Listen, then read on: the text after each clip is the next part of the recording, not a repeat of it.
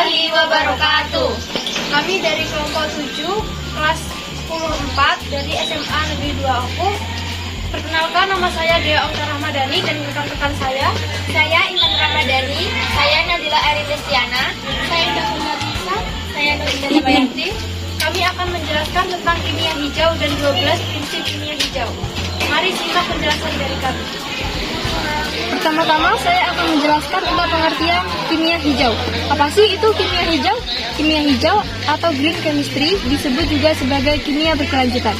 Kimia hijau merupakan salah satu upaya untuk merancang atau mendesain proses kimia dan produk kimia yang dihasilkan untuk mengurangi atau menghilangkan penggunaan dan pembentukan zat berbahaya.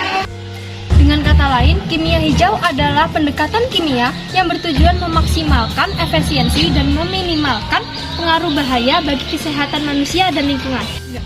Singkatnya, kimia hijau adalah kimia yang ramah lingkungan. Selanjutnya kita akan membahas tentang 12 prinsip kimia hijau.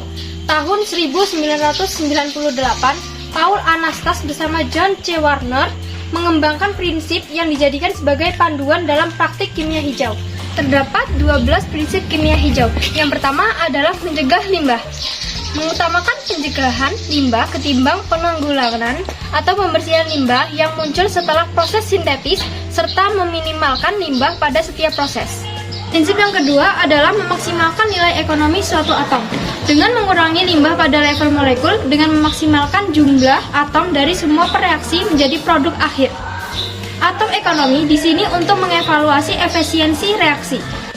Prinsip yang ketiga adalah sintetis kimia yang bahayanya sedikit, yaitu mendesain reaksi kimia dan rute sintetis seaman mungkin, mempertimbangkan semua bahan yang berbahaya selama reaksi berlangsung termasuk limbah.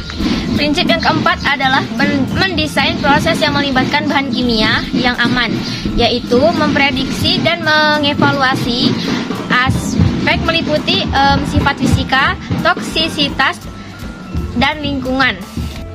Prinsip yang kelima adalah menggunakan pelarut dan kondisi reaksi lebih aman, yaitu memilih pelarut yang paling aman dalam tiap proses serta meminimalkan jumlah pelarut agar tidak menghasilkan persentase limbah yang besar. Dan prinsip yang keenam itu adalah mendesain efisiensi energi, memilih jalan reaksi kimia yang paling kecil energinya, menghindari pemanasan dan pendinginan, juga tekanan dan kondisi vakum. Prinsip kimia yang ketujuh adalah menggunakan bahan baku yang terbarukan. Bahan baku terbarukan biasanya berasal dari produk pertanian atau hasil alam. Sedangkan bahan baku yang tidak terbarukan contohnya seperti bahan bakar fosil, seperti minyak bumi, gas alam, batu bara, dan bahan tambang lainnya.